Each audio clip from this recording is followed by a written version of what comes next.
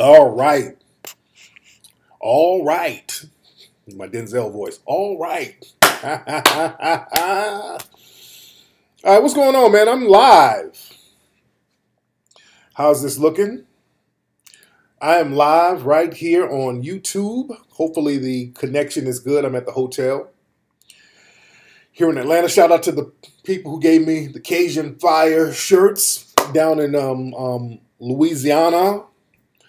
We had a great time in Louisiana this weekend. Let me see. Internet can totally see you on. See you now. Okay, let me see what's going on.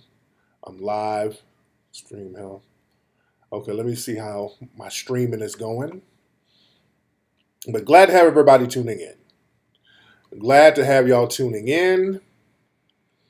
Let me let everybody know that we're live right now. Excuse me, I'm getting a little cold down here, I feel. But I'm going to be all right. Let me see. 1 second. Let me get on Twitter. Let folks know that I'm on live. Hold on 1 second. Man. All right now.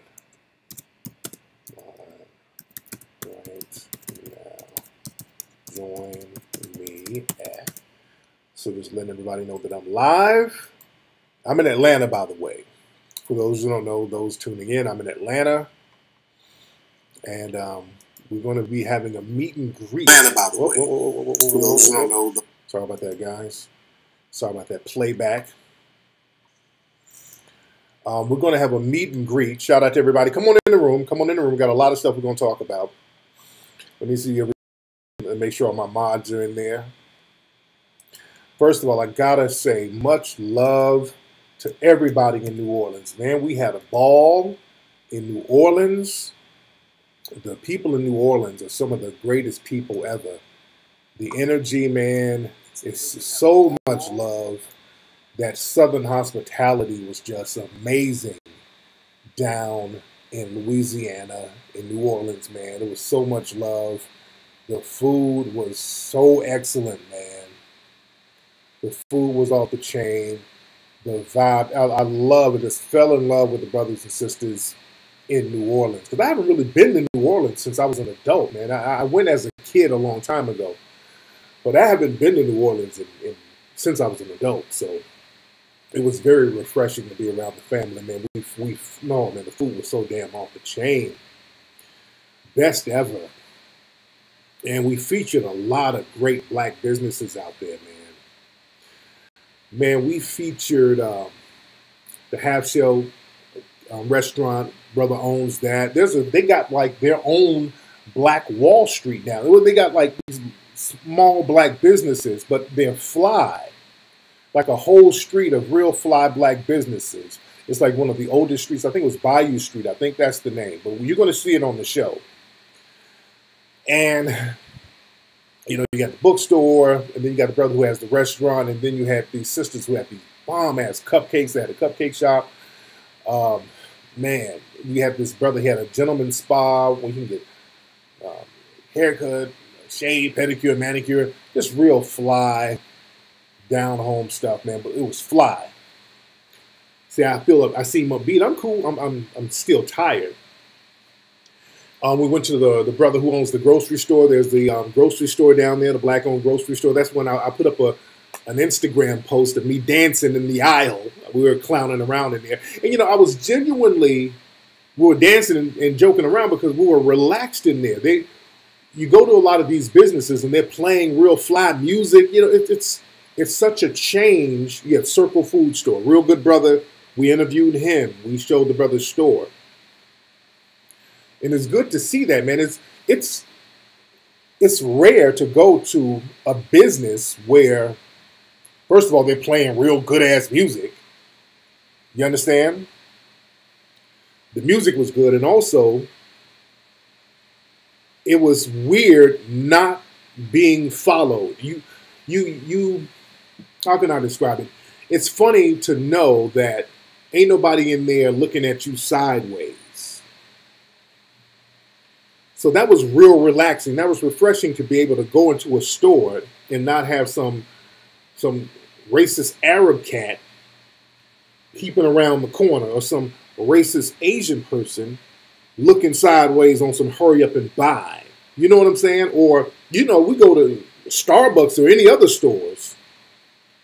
They'll call the police on you just for being in there. So just being in a place where your people own, and there's a respect and there's a love when you go in there, and you can just relax and it ain't no stupid shit.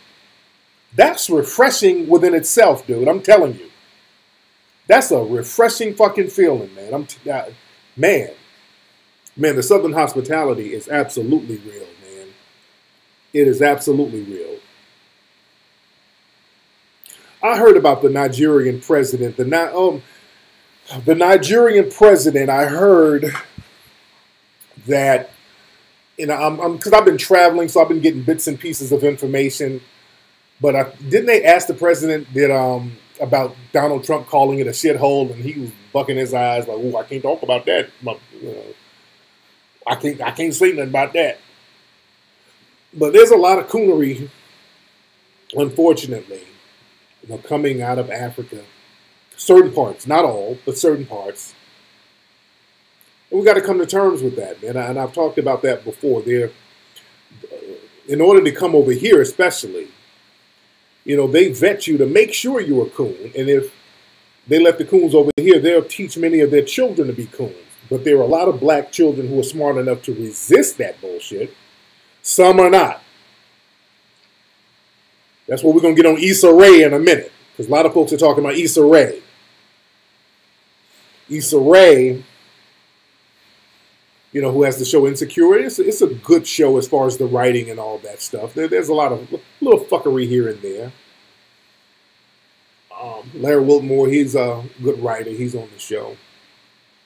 But Issa Rae, she's been... A lot of people have... Shout out to Christopher Ellis. Shout out to everybody given to the Melanoid Ministries. Much respect to that. Yeah, there's a lot of coonery. And I've talked about before how they bring... A lot of coons are allowed to come over here. And as a matter of fact, they vet them and make them coons. Yes, TBA. He called her out a long time ago on her bullshit. But with Issa Rae, there's always been that soft shoeing with her. There's always been a little soft shoeing with her. And people found an excerpt of her book where she's talking about just need to date Asian men. And there's been an interview of her saying that too. Not just the book. I mean, she did an interview saying that too. Somebody tried to say she was just joking. No, she has done an interview talking about how, ain't no brothers out here and we got to get at some white Asian guys or whatever. So she's done interviews talking about this. And people are calling her out about trying to tell sisters to date Asian men. And you don't know white supremacy until you've seen a wannabe white supremacist. These Asian men, they're dragging sisters out of beauty supply stores, beating their asses in nail salons, talking greasy online. I mean, we go after these Asian wannabe white supremacists heavy. We go at them heavy. And for her to come out saying that, that's very disrespectful just to the black community in general. These Asian men have vitriol for sisters. You understand? These dudes have, not all of them, but you got a lot of Asian wannabe white supremacists out here. You understand? And looking at them as zaddy, that's not going to help you. That's why Hitler said that they were honorary Asians. I mean, they were honorary Aryans. I'm sorry. They were honorary Aryans. But the thing is, there's an attack, that bedwench thing. The bedwenches, man, we're going to have to come to terms. Black men and black women. We're going to have to come to terms and understand that there's an attack of the bedwenches. Right now, these bedwenches are waging jihad with white mommy and white daddy because these bedwenches are very desperate. And I mean the bedwenches and the bed bucks. So these bedwenches and many of these gay lives matter black men all working in cahoots with the white supremacists against black society. It's all about, I got to go for mine. I'll help you take down whoever I need to take down. I'll help you destroy the black community just so I can get a butter biscuit after a little interracial sex with you. But we're going to have to come to terms with the Issa Raes and all these people. There's a bedwench attack. There's an attack of the bedwenchers are putting their bedwench slave mammy Bunny Ruckus powers together. And we're going to have to counter their bullshit because it's some shit where they're getting on code with the white supremacists and getting off code against us. And the butter biscuit brigade is just, it's incredible right now. Right now, you know, they were talking about this whole mute R. Kelly thing. The white supremacist female organizations, the suspect white supremacist organizations, they're using these bedwenches and these shea butter feminists as their attack dogs. They're using them as the attack dogs right now, which is what they've always done. They've always tried to do that. Even, let's do a little history, family. In the first wave of feminism, they would try to get prominent black women to join forces with them. Ida B. Wells, all of those white women in that early wave. They would try to get black women like that to co-sign their fuckery. And especially against black men. The white feminists, they have never changed. They've been playing the same plays from the same playbook for over 100 and something years, man. Back then, they would try to get Ida B. Wells to attack black men for them so that those white feminists wouldn't look like the white supremacists they were. Many black men were lynched because of the Susan B. Anthony's and all of these white feminists. Susan B. Anthony and all of these white feminists, they were some of the ones out there saying that, hey, we need to maintain white supremacy by getting these black men in check. Black men out here, they're going to rape us. A lot of those white feminists were on that rape thing back then. That's the origin of white feminism. Let me go back. Many of the white feminists started off as abolitionists. I think, as a matter of fact, Susan B. Anthony was an abolitionist. Now, back then, what they would do, they would prop up black people who were enslaved, because we were in a childlike state. They would say, look at these childlike, ignorant people that's being abused. Look at these poor enslaved souls down there in the South. They would always put racism somewhere else. But look at these poor black Negroes. Send me some money so I can help those Negroes. See, that's the part of the abolitionist movement they don't tell you.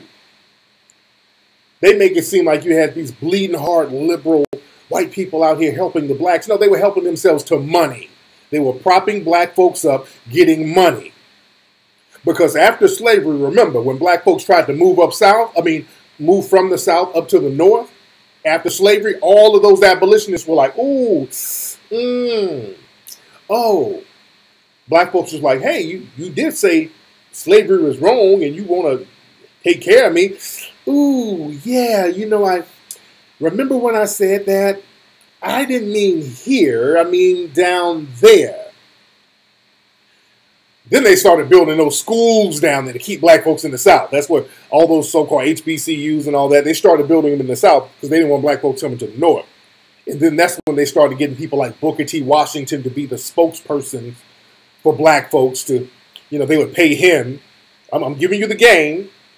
They would get their paid Negroes, and I'm not trying to disparage Booker T. Washington. I'll get on that in a minute.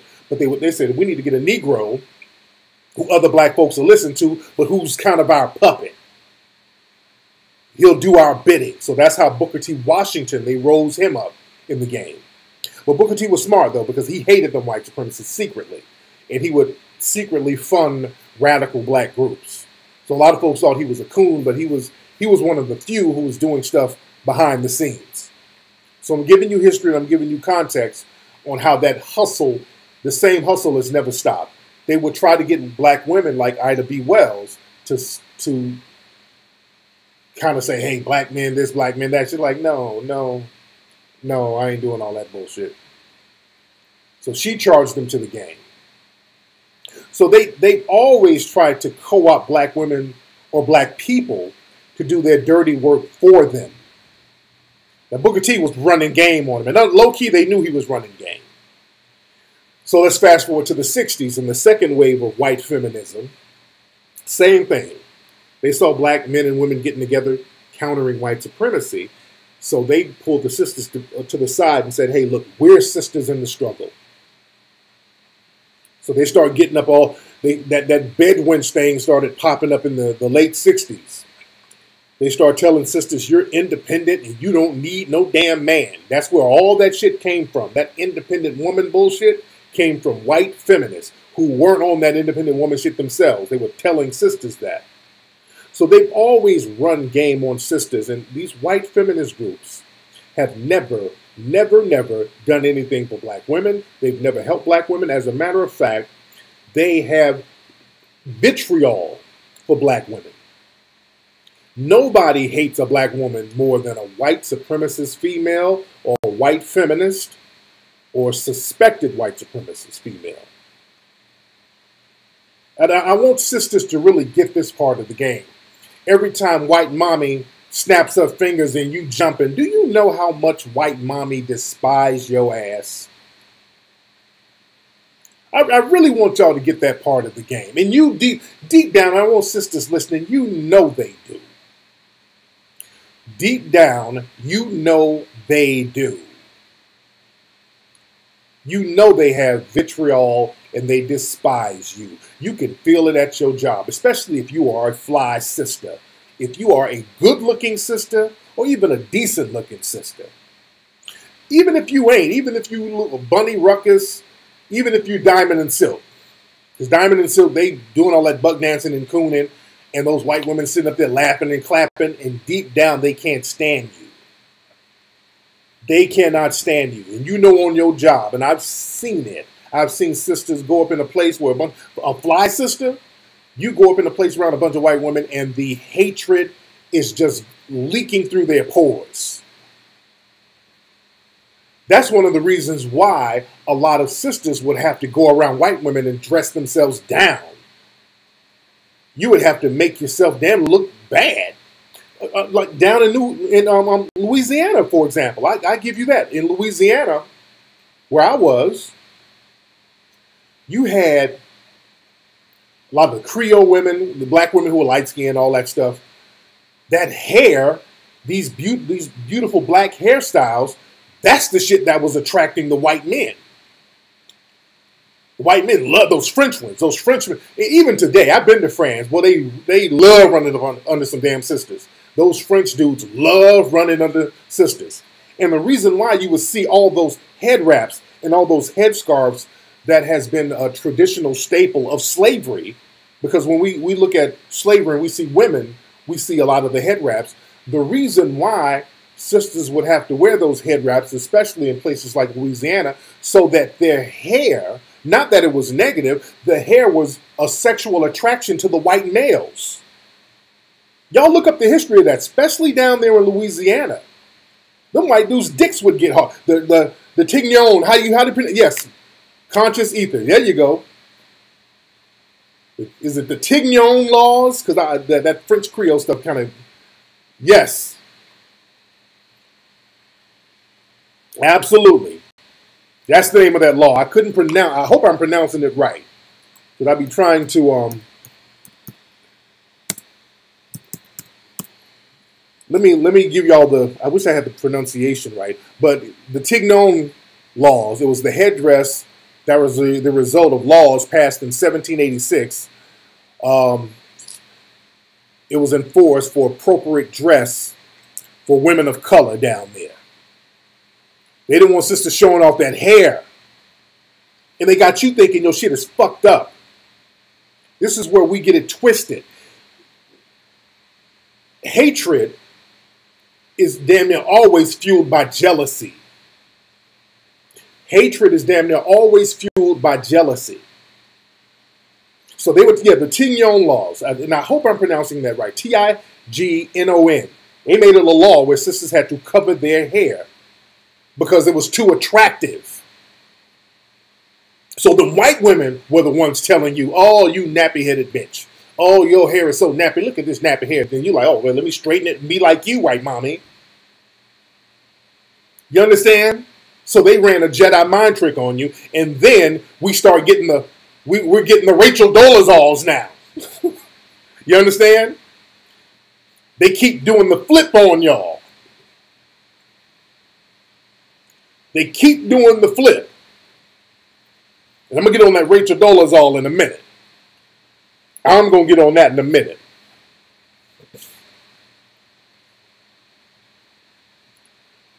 But yeah, down there in Louisiana, they had those laws, and that thing was real, it was real heavy down there.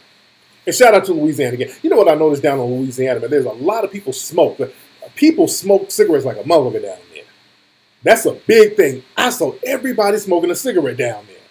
People driving and smoking. Everybody just driving. Hey, baby. You know, everybody's down there smoking. So that's a real big thing down there in New Orleans. But yeah, I'm going to talk about that documentary, that Rachel Dolezal documentary. I got to get on that. But I'm still talking about the whole Time's Up bullshit. So the R. Kelly, mute R. Kelly, Time's Up. So the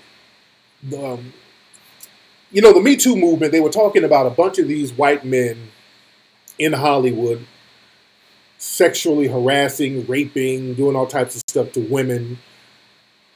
So now what they're doing, they're making black men the face of it. They're making black men the face of it. And when it comes to punishment and getting laws and all that shit going, they got to make black men the face of those laws.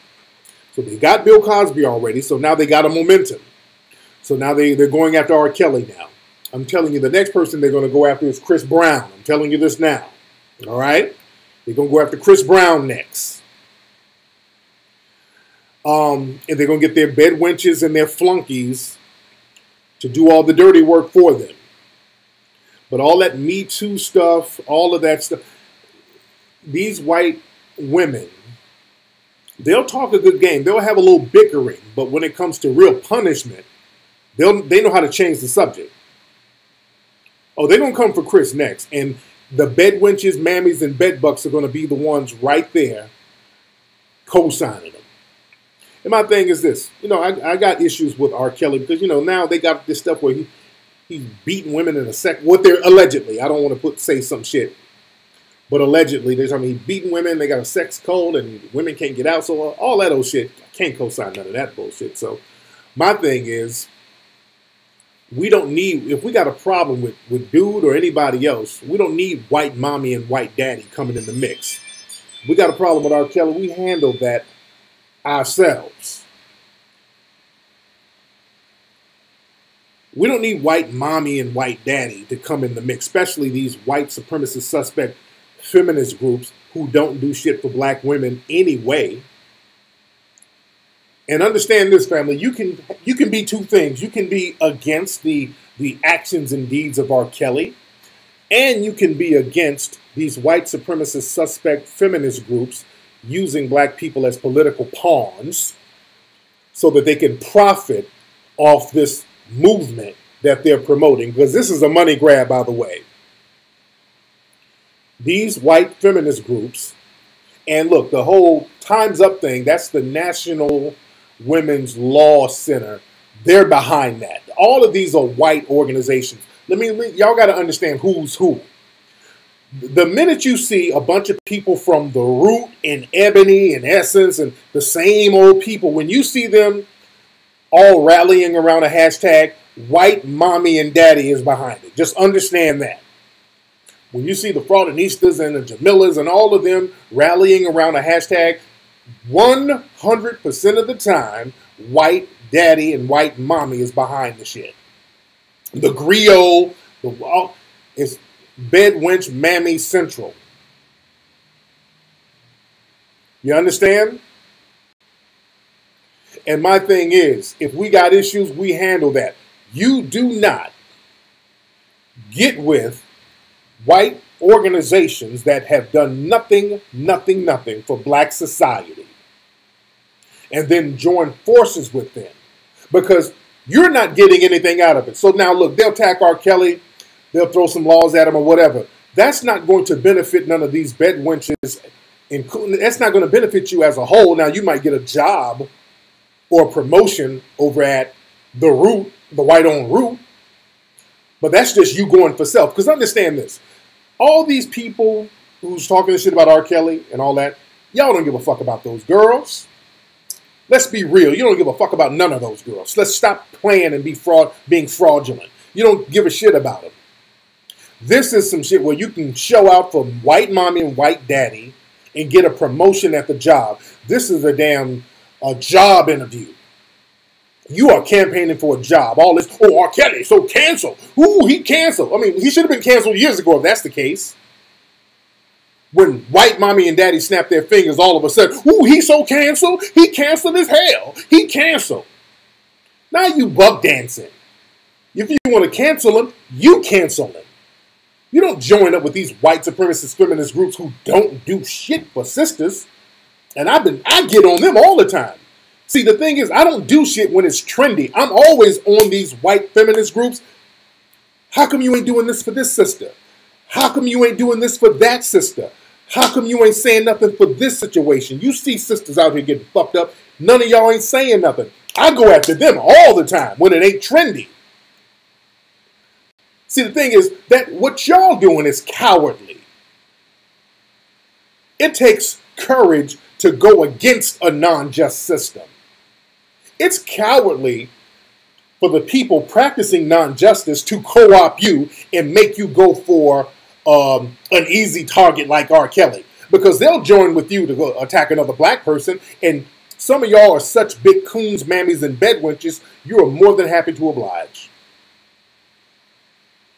And the thing is, some of y'all play this little soft shoe shit. You'll talk, man, Black Lives Matter, oh, that was bad, such and such got shot or whatever. But deep down, at the end of the day, you're still team white supremacy. You don't really want to challenge white supremacy. You don't really want to replace the system of white supremacy. Because I've asked some people, I'm like, okay, I don't agree with the bullshit R. Kelly is doing either, but why you co-signing these white women's groups who you know they're not doing anything? And some of the answers were like, well, I'll take anything right now. I'll take it. R. Kelly got to just be canceled. I'll take it. I mean, you sound like a plantation mammy. You sound like a goddamn plantation mammy. You don't let people use you politically and you get nothing. You're not really getting anything out of it. Some of them don't even want a job. It's just that white mommy, white daddy approval. See, a lot of black folks, let's be real, you don't really want to replace the system of white supremacy. You'll throw a temper tantrum every now and then, but all white mommy and daddy has to do is just come along and give you a little hug and give you a little kiss, and they know you'll be all right. You don't want to replace systematic white supremacy. A lot of black folks are 100% comfortable. You'll just throw a temper tantrum every now and then. So the thing is, when you want to get them to go after some white supremacist, somebody who has hurt you, a lot of y'all are reluctant. When I'm like, hey, look, we need to do something about white supremacy. We need to punish these white supremacists. You'll notice some of the bedwenches and the bedbugs start backing off a little bit. You dig? The bedwenches and the bedbugs, they start backing off that. When you start getting to the doing, okay, what are we going to do? Where's the doing part? When you start talking about what we're going to do, the Negroes get scared because Negroes just like to make a lot of noise for attention. Bedwenches and coons, they love making noise for attention, but they don't want anything to change. So the thing is, we got to stop allowing these people to co-opt us to do the footwork and the dirty work for them. So now they can say, hey, look, it's women of color who started this thing with R. Kelly. No, it's not. This right now, these are white supremacist suspect women behind this. It is not women of color. And the women of color they're talking about, the women who run the Time Out thing, it's an Asian woman and a couple of other white women. So what women of color are they? Watch these little terms, women of color, and watch these terms. Watch the terms. But yeah, we got to be more politically thorough, and we have to counter the bed wenches and the bed bucks because they are waging war. The bed wenches and the bed bucks, they are sleeper cells within black society. These people are sleeper cells within our society. We have a white supremacy problem that needs to be attacked. So I'm not about to skip over Harvey Weinstein. I'm not about to skip over Charlie Sheen, the Bill O'Reillys, all of these other people who've been accused of sexual improprieties. You jump over all those folks and you hitting all the black targets. You're jumping over everybody to hit the black targets, and then you co-opting Negroes to fight your battles for you so it don't look like the racial witch hunt that it is. And these dumbass coons and bedwenches are allowing themselves to be used like that because they have vitriol for black society.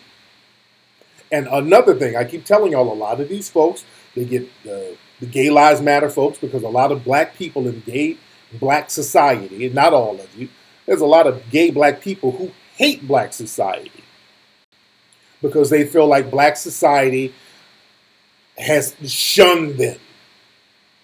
So there's a hatred for black society. They were more than willing to oblige to do harm to black society. And also there are a lot of people, of African immigrants, the children of African immigrants and African immigrants themselves, who don't identify with us. I ain't talking about all, because I roll with some Nigerian cats who's thorough. But Issa Rae, I think her family is, wasn't she born in Senegal or something like that? She's not from here. I think she was born in Senegal. I know her family's Senegalese or Cameroon, somewhere in West Africa. You understand? So understand, these people, when they come over here, or they have parents who came from somewhere else, because you have first generation coon parents from Africa, because it was a Senegal, yeah. You have these coon parents from Africa, and I've been over there. I've been to Zimbabwe and all these places, and they told me, you got to go through a whole bunch of stuff to get a green card or to get over here, to get a visa to come to the U.S. I mean, they vet you. They vet you, and they make sure you almost got to change your name. If your name sounds too African, you got to come in there and say, my name is Michael. You got to go in there and just coon it all the way up. And Issa Rae, her family's African. And this girl was being told growing up, she ain't like us. You're not one of us. And that's exactly how they carry themselves. If you look at The Root and Madame Noir and a lot of these black media, so-called media publications online, these traditional ones, look at who's running them. A lot of these people, look at them last names. They have those African last names.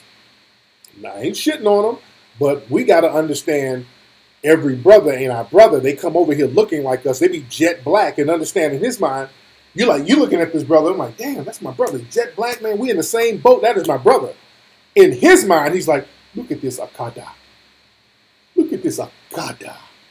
This nigga slave. He does not know his history. He's not a warrior from the motherland. He's not from where I'm from. I am original. He's a Akada nigga. He's not thorough and full-blooded like me. But the minute that nigga sees a white woman, oh, hello. How are you, my ivory princess?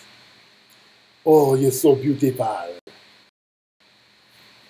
So they get, it ain't about no tradition then. See, the thing is, they try to justify not fucking with black folks because of tradition.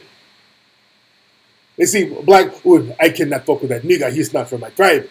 I am Igbo. He's not Igbo. If you're not Igbo, I cannot get with you. Then they go get some Norwegian white woman. Oh, hello. I'm no Igbo no more. I'm in love. I love you. I give you all of me. You singing John Legend to our ass.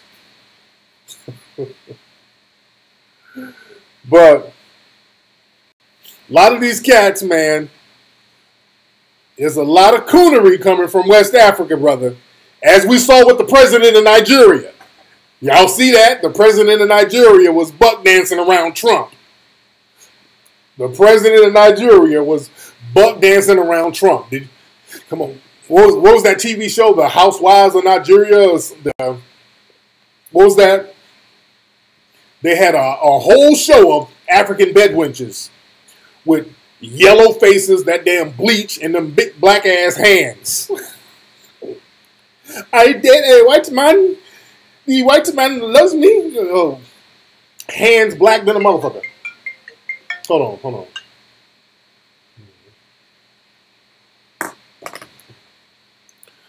What was that show? I used to play that clip all the time. What was that show? The Housewives of Lagos? Oh, you know, they be using that bleaching, all that crazy fucking bleach. These women had these synthetic fucking weaves, yellow faces, and black hands. They're like, these are their hands. I am dating a white man. I have a white man. I'm dating a white man, and he bought me this weave. I got this weave is from my white man. I love him, and I will move to Germany to be with that cake soap. The white man loves me. Oh, God damn. All right, you couldn't put some cake soap on your hands, Mchuke? To the left, to the left. Well, with that cake soap. What the hell is that shit? Hold on. They be singing and shit. Ooh, to the left, to the left. Everything I own to the left in the closet. Them chocolate ass hands. Keep talking that mess, that's fine.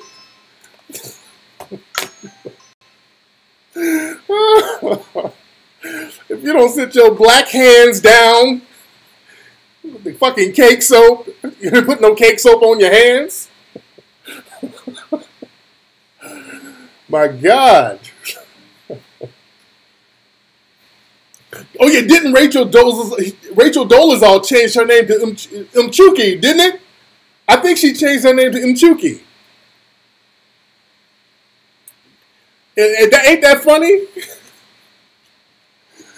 Dude, Rachel damn Dolezal. Man, tell me you guys saw the documentary for Rachel Dolezal. There's a documentary on her on Netflix. There's a documentary on Netflix for Rachel Dolezal. And it's heavy. It's heavy. It's heavy. Rachel, you know, and they showed both sides. You know, they showed a sympathetic side. They almost made you feel sorry for her, but then they showed the side of her finessing. And with Rachel, she did the whole black thing. All that shit about how I just identify with black. There's a little piece of truth to that, but what she was doing was finessing. How she got outed was Rachel Dolezal, as you see in the documentary, she was in the media in Seattle going around saying how she's being discriminated against. People are sending her racial death threats. She's getting racial threats because she's black. So she was milking that thing. People sending her letters, and then people started investigating, and I think they came to the conclusion that she was sending herself these racial letters and threats and all this stuff, and get media attention, and like trying to parlay that into some money. She was trying to parlay that into some paper. Then people started digging into her background, and they found out that she's like, both of her parents are white. Then they confronted her, and that's when everything fell apart. So now she's struggling, has a little modest crib, and she adopted her adopted siblings. She adopted them, and I know she's getting money from that. Now, what was interesting in the documentary, her white supremacist parents, they adopted a group of black children. And they were beating these black children. They were abusing the black children. Rachel Dolezal's older white brother, her biological brother, was molesting the little black girl since she was 5. I mean, that shit was breaking my goddamn heart, man. That was breaking my heart when I saw that. And this is Seattle's right there next to Oregon, where they were beating those other black kids, the Hart kids, and they killed those kids. And Rachel, like, yeah, my family was abusing my siblings, and I just saw the worst in them. And so I can understand where she was coming from as far as that. Yeah, man, she had some racist goddamn parents. And, the children are older, and the black kids, they were showing like they still got bruises from these white supremacist psychos beating on them. This is why I'm so hell. Hold on, this is my daughter. Hold on, my daughter. What's up, baby? Where are you? I'm in Atlanta. I'm doing a live stream right now. What's going on? Why are you in Atlanta? Handling business. I was just in New Orleans. Why were you in New Orleans? Oh, well, I ain't got to explain that right now. I'm on tour right now. I'm doing stuff. But you just be going out of state and don't be saying that to yourself. You don't be coming to the house because I got you a car. You be bouncing out doing whatever. No, I have work. You can still come see your family and your brothers and everybody. I work on the weekends, so I can't. I'm busy. All right, well, I'll be home Saturday. So you coming out Saturday? I can't. I have to work. Okay. I have to work Saturday, Sunday, and Friday. Oh, Lord. Okay. I'll call you when I'm done with this. All right. All right. I don't know. She probably wants some damn money.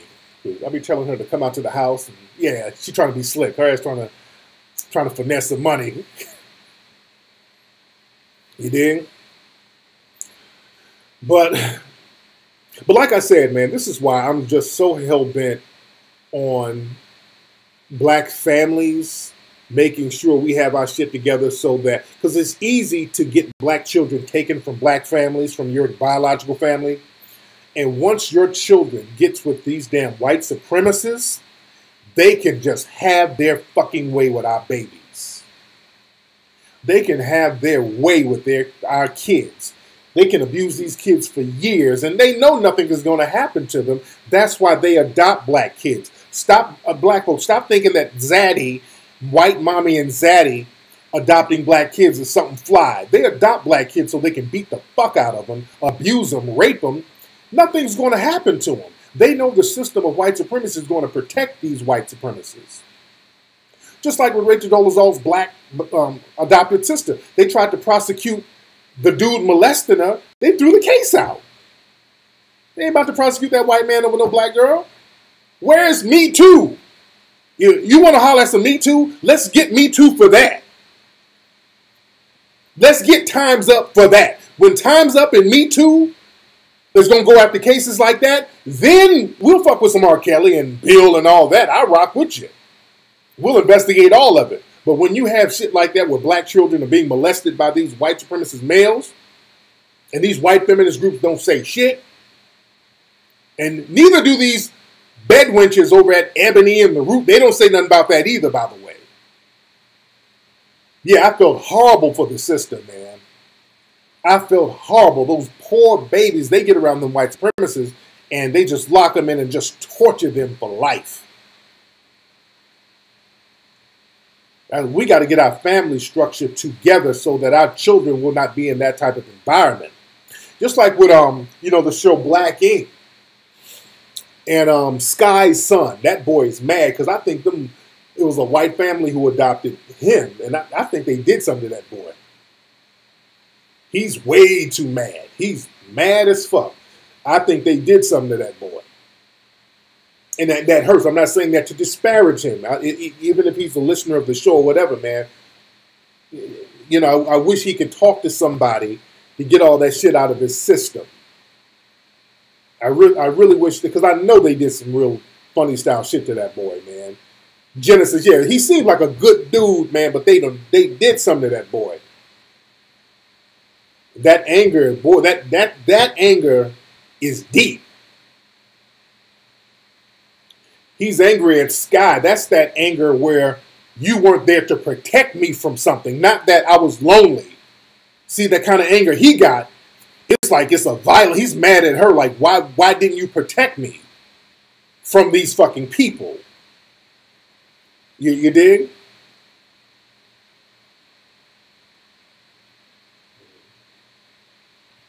You say, why is the daughter of Tariq Nasheed working? Because I ain't going to pay for every fucking thing.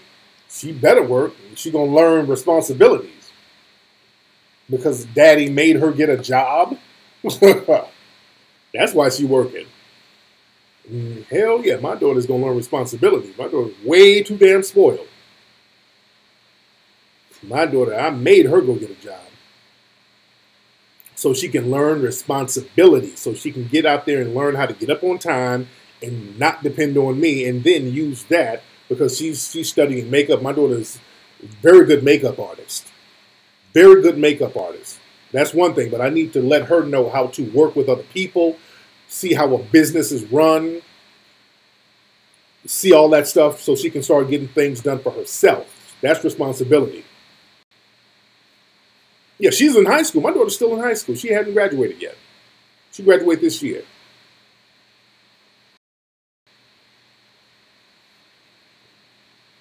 You dig? That's a good thing. That's responsibility. Just asking me for money every single day. My daughter call me, Dad, can I have $500?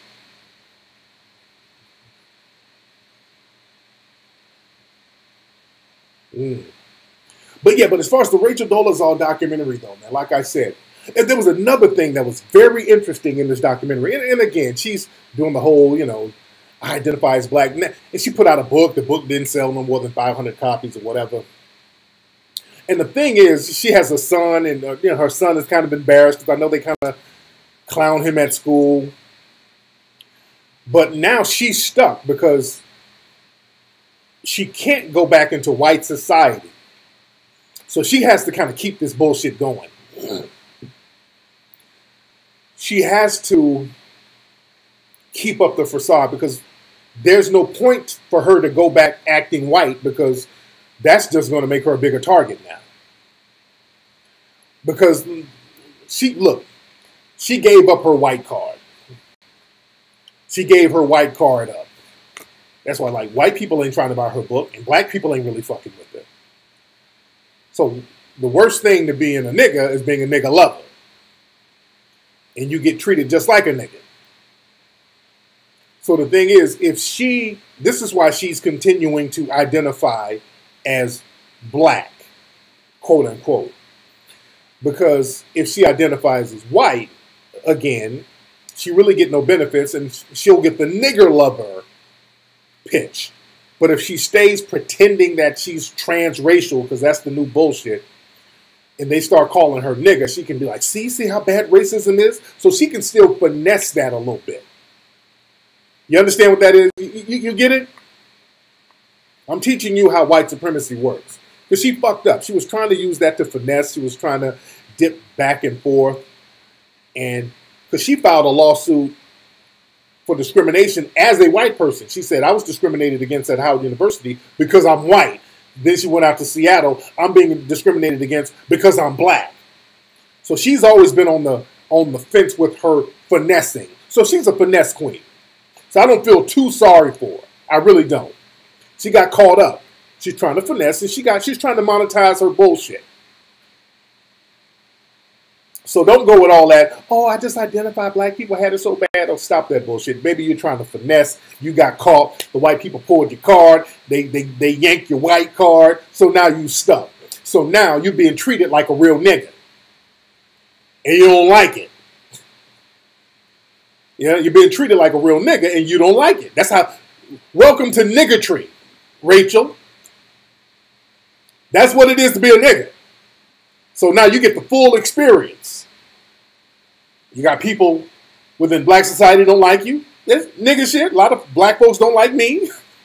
White people don't like you. Nigga shit. You're struggling financially. Nigga shit.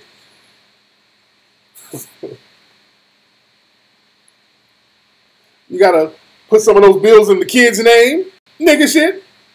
You got a baby daddy here or there. Nigga shit. Sometimes you gotta do your own hair in the mirror. Nigga shit.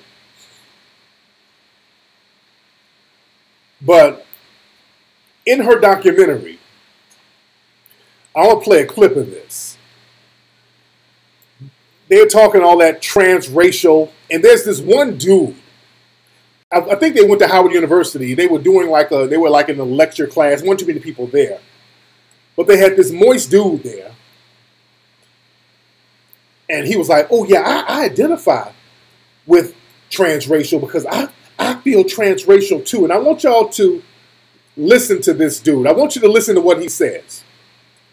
And this dude right here is the embodiment of all those niggas who work at The Root, Ebony, Blabbity, all that shit. Listen to what this dude says. Hold on.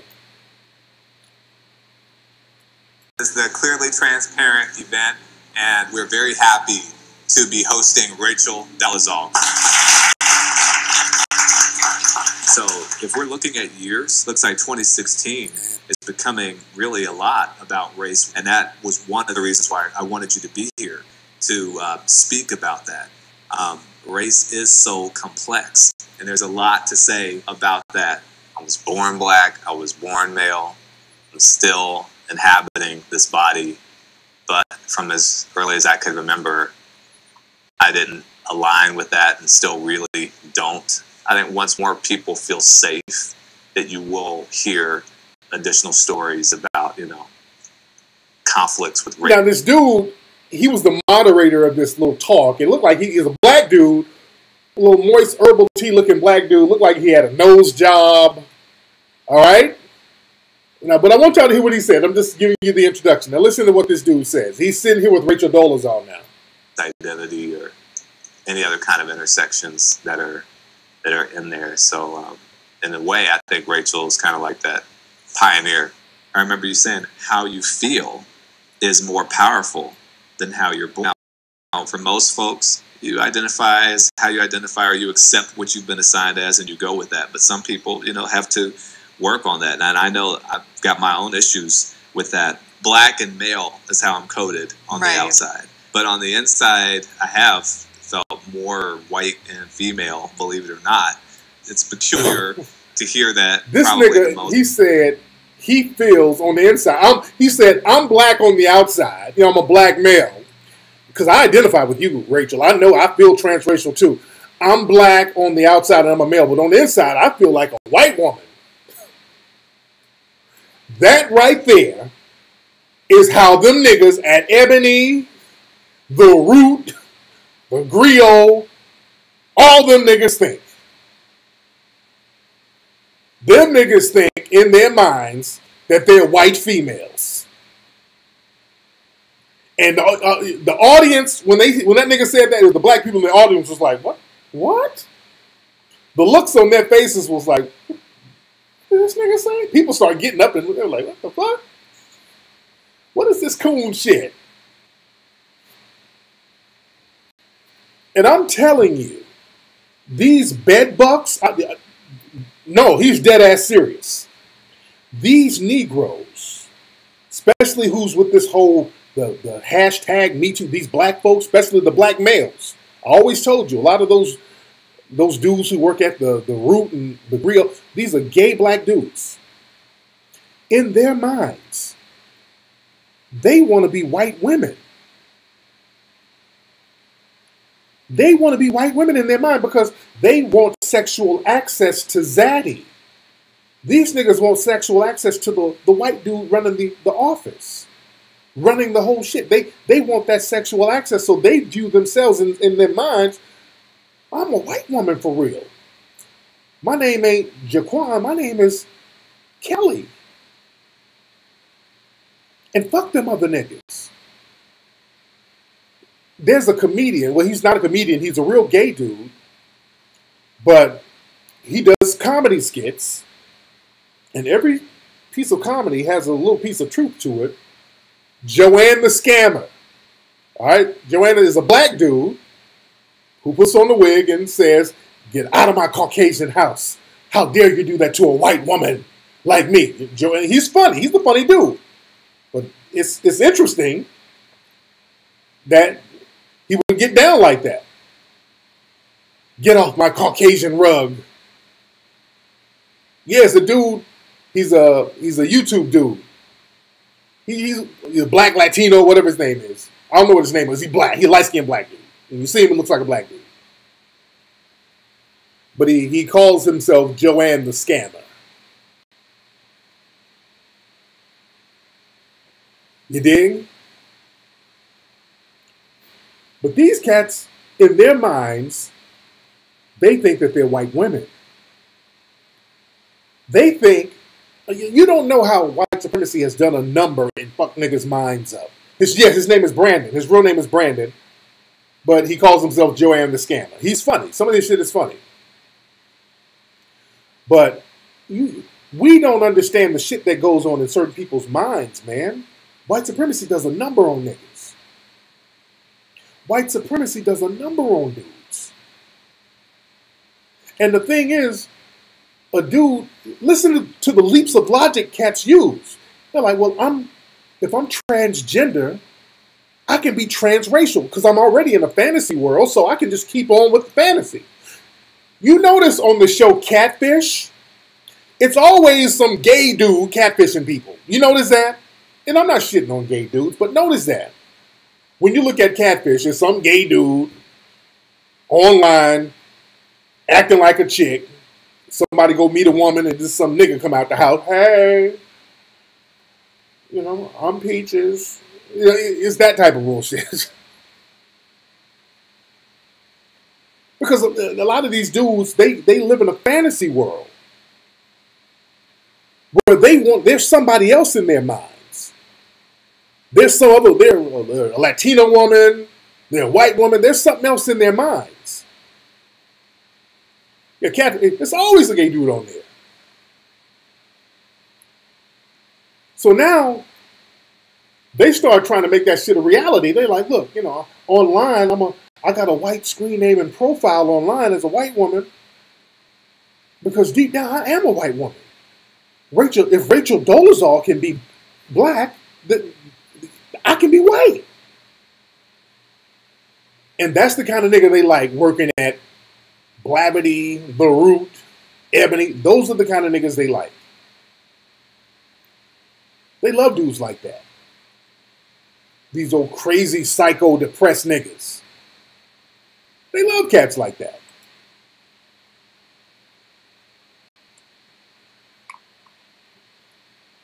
So we got to understand the bed wenches and the bed bucks out here, man, and how deep this thing is and how dangerous some of these people are. So when we see folks, we see people who look like us, but you got to understand what goes on in these folks' minds, the mentality that they have. Because they could be on another planet somewhere.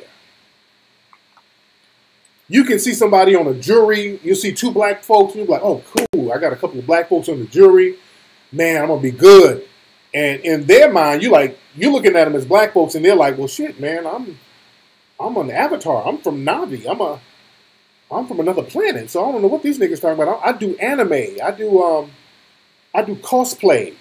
I'm from another galaxy. So in my galaxy, we don't like niggas. So I'm gonna make that nigga guilty. You dig? So you watch how these Negroes react to systematic white supremacy. That's my thing. If you want to see how Negroes really are, see how they react to systematic white supremacy. See what their mindset is when it comes to challenging white supremacy. See, when you start talking about white supremacy, see what they start saying. Man, it ain't white supremacy, man. It's really gender supremacy. You start slowly walking away from that. Start slowly walking away when somebody starts talking that dumb shit.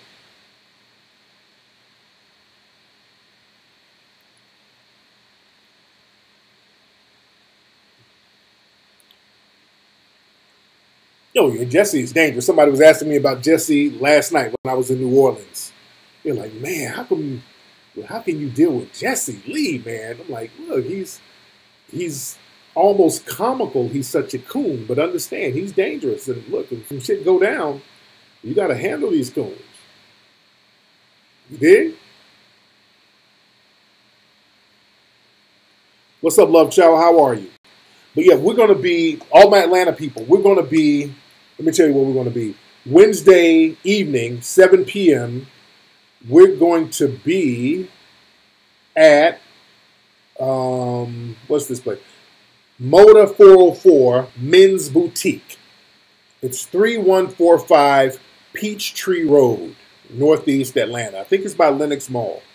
Moda 404 Men's Boutique. It's a black man owns this spot, real fly spot. We're going to do a meet and greet there. Just come on in. We're going to have pictures. We'll have some DVDs and T-shirts. But come on in. Meet me, Bree, Layla. We're going to have a great time. We're going to be chopping it up. And that's Wednesday. Now we're going to do some radio stuff out here tomorrow. I got a few radio interviews tomorrow. We're going to have a busy day tomorrow. We're going to be filming and all that good stuff. So all my Atlanta folks, holler at me, let me know what's going on. We're going to be showcasing different black businesses around. All my people, got restaurants, coffee shops, whatever. Email me, info@Tariq Elite. Let me know what you got. And if we got time, we'll squeeze you in and feature your joint. Man, the food in New Orleans was absolutely phenomenal. I love New Orleans, man. The food was great. And I love the accent. I love that New Orleans accent. What you want on your food there, baby? You want some pralines on your cupcake, baby? They say instead of pralines, it's pralines. You want pecan pralines, baby? I mean, you better talk that shit. Love that. Yeah, I got to spend more time out there and oh, yeah, I got to go to Nubian's bookstore. I forgot about my brother, man. I got to go down there and show my brother's store off. Yeah, they drag their words, baby. But, man, we were in one area. This one chick went off. There's always somebody going off. She was on the phone going off on somebody on the phone. And she was directly behind me. She started yelling. I'm walking out the store. This little hood chick, stop calling my phone, hoes. Stop calling my fucking phone, hoes. Stop calling me, baby. You stop calling my fucking phone, ho. You heard me? Stop calling my fucking phone, baby. I mean, she just going off on somebody. Damn. You hoes don't call me no more. You hear me? I'm like, damn. What's he yelling at Chris? Pretty hilarious. I'm like, wow, you are really going off on somebody.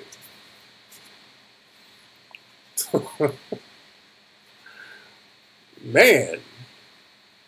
Oh, yeah, I went to the voodoo shop. Oh, man, did y'all see that clip I put up at the fake voodoo shop? I went to one voodoo store, this sister, her voodoo place. She had some real authentic stuff. She was breaking shit down. This was getting deep. And she saw my Ogun tattoo because I wanted to see. I'm like, dude, what's this? I wanted to see if she can catch it, how authentic she was. She's like, oh, that is the first level of Ogun. I'm like, oh, damn, there's levels to this shit? She started breaking down the Ogun. I'm like, God damn, there's levels to this, different levels of the game. I'm like, I got to get this sister and really sit down with her and get it. But, you know, we went to one of those fake-ass voodoo shops on Bourbon Street. And that's another thing. A lot of the black people told me out there in New Orleans, they keep the black businesses, they keep black people off Bourbon Street as far as opening businesses. They'll jack the rent up on them. They play little games with the liquor license. They got all little tricks. They don't want authentic black businesses there. But what they'll do, they'll have a white owner co-opt the shit and just have black folks working there. So you have a white person own it, then all the black people in there cooking all the shit, making it fly. You know what I'm saying? Same old shit. But I really hate that, you know, they're missing out on a lot of money like that. I really want to see brothers and sisters be able to get into that real good touristy spot right there. Because you get a lot of foot traffic there. But we went into this voodoo shop. Voodoo, quote unquote, the white bullshit. And they got a big fucking Baphomet statue, this big devil worshipping statue with a body and a goat's head with the devil symbols and the pentagon. And they got a sign, hey, no pictures, don't film this, because they know it's bullshit. They know it's bullshit. They don't want nobody to see on the outside, because they try to mix in garbage with our shit. There's no Baphomet in voodoo. There's no Baphomet in that. Oh, devil worshiping. It's bullshit. They mix their garbage with our shit, and then we get scared of it because they touching it and mixing in the nonsense. You dig? What did I say? Pentagram? Pentagram. Oh, I must say pentagon. Pentagram. I'm sorry. Well, yeah, man. I put the video up on my Instagram. I put it on Instagram and I put it on Twitter. I was filming because I wasn't supposed to film. And then the white lady, you can't film in here, sir. All right, well, I got what I want, sir. You dig? Man. But yeah, we had a great time out there in New Orleans. We had a great time. Did y'all see one of those shea butter feminists? Speaking of shea butter feminists, that chick Amber Phillips. She was one of those chicks who I think she was on the Breakfast Club with Jamila Lemieux talking about black men are the most dangerous people to black women. The most dangerous thing to black women is black men. Some stupid shit. And she was one of those people talking about Nate Parker, even though he was acquitted of being a rapist, he's still a rapist, and people shouldn't mess with his movie. Defending the white accuser. You know, she's one of them hardcore shea butter bedwench feminists. Well, she posted something the other day on Twitter where she was on a flight and a white woman discriminated against her on the plane, and they called the police on her because Amber's like overweight. She was touching the white woman. Her arm was touching the white woman, and the white woman was getting upset, and they called the police on her. And she's on there talking about, oh, I'm getting discriminated against because I'm flying, because I'm fat and black. No. Violin, hold your own nuts. So this is the white woman who discriminated against me. No sympathy from us. You get no sympathy from us, beloved. Who you trying to get sympathy from? You better hold your own nuts. You ain't getting no sympathy from us.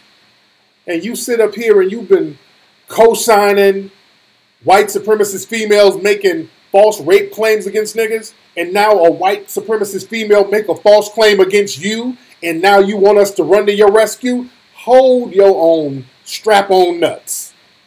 Hell no. No. Now, see, that's the thing about bedwenching. When you're bedwench, you don't get to come back and say, hey, I need help after you done shit on everybody. See that? You see how that works? No. Hold your own nuts. That's why people don't give a shit about what happened to you.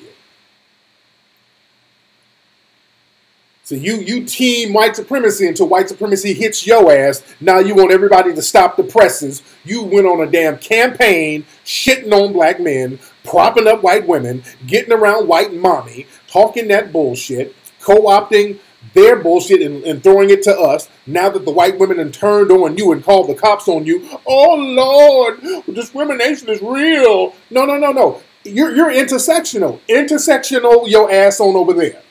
Go to that intersection and then make a left and keep on going. Or as the Nigerian cake soap ladies would say, to the left, to the left.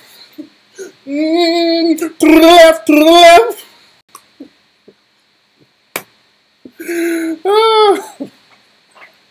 Take your ass to the left. You don't get no sympathy here. Come on, y'all. I've been discriminated against. Ooh, the airlines are so wrong. No, I'm cool. I didn't see nothing.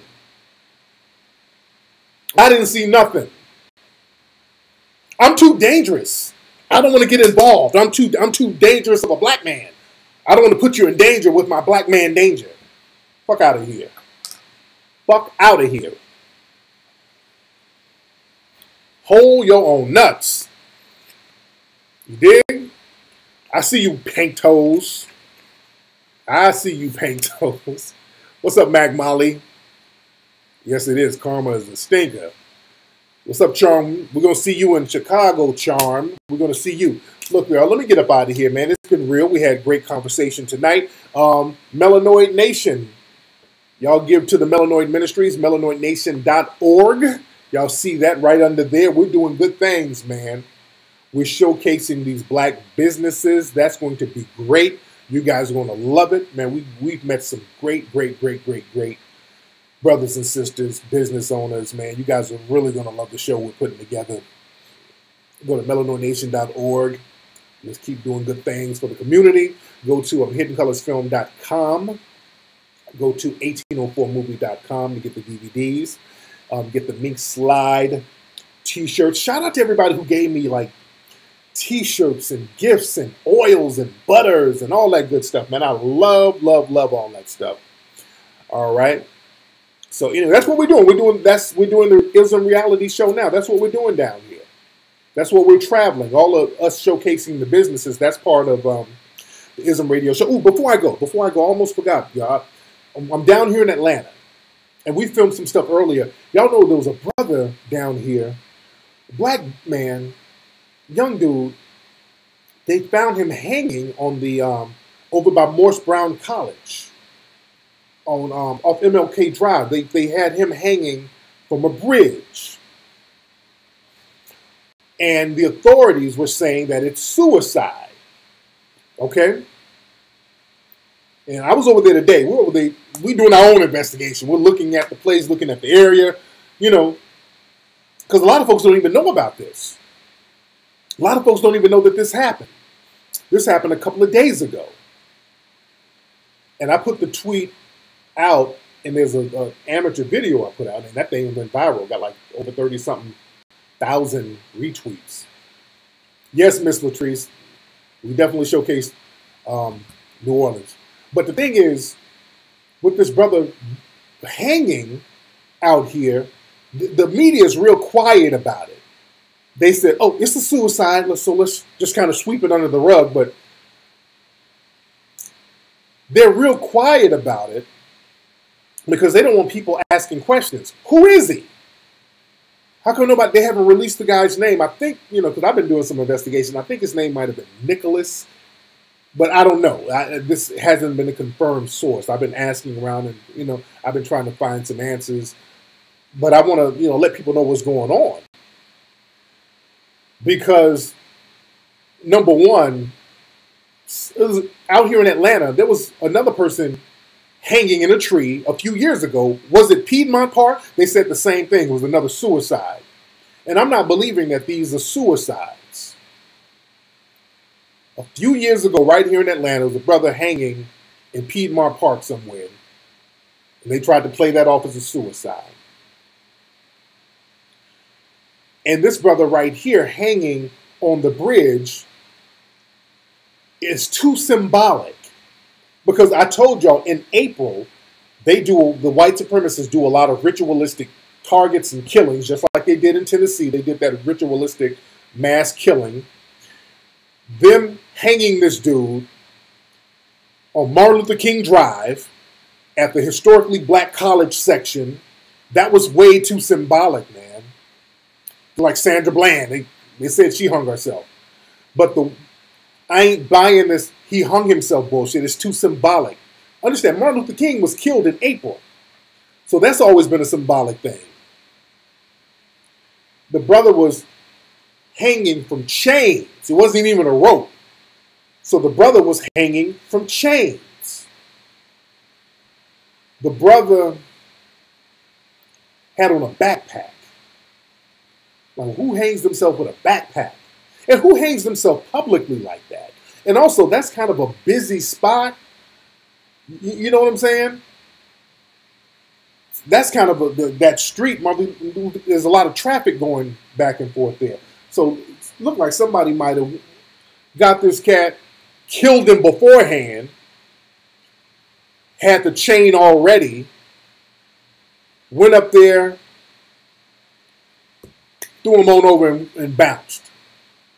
So people could see it, because that location was symbolic and it was meant for somebody to see. People usually, if they commit suicide, they do that shit at home. You do it somewhere privately. You're not going to go to the middle of the historically black college area on the Martin Luther King Bridge and then jump. Who does that? That makes zero sense with your backpack on. Look, the authorities, even if whatever the autopsy say, they're not going to put it out, Pink Toes. They've created a narrative because they don't want black folks waking up. If we get the message that, hey, this brother was lynched, you're going to get everybody in town on code. This is why we have to do our own investigation to see what's popping. They don't even talk about it on the news out here no more. I mean, they just dismissed it as a suicide. And hell, you'll leave more shit like that to happen. Even with the Atlanta child murders, they will not let you know that it was white supremacist groups behind those murders. They don't want to let you know that, because if you say that, black folks are going to wake up and get on code. But I don't believe this brother committed no damn suicide. I don't. On the Martin Luther King Bridge over there by all those black schools, using a chain, which is symbolic, like chain slavery. Too many symbolisms. And they're real hush-hush. They're not telling us who the guy is, where's he from, who was his parents, what did he have signs of depression? I mean, what the fuck?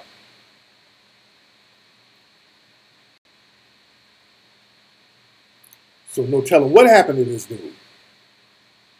Yeah, you're going to kill yourself and bring books, and they talk about he had these chains, and it must have been a suicide because the key to the chain was in his pocket, like a killer couldn't put the key in his pocket. So it's something real funny style about that. And I ain't buying that suicide nonsense. I'm just not buying it. All right, y'all, let me get up out of here, man. This been real, man. Thank y'all for listening. Go to melanoidnation.org. Donate to the Melanoid Nation Foundation so we can continue to do good things. Go to hiddencolorsfilm.com. Follow me on Instagram at Tariq Elite.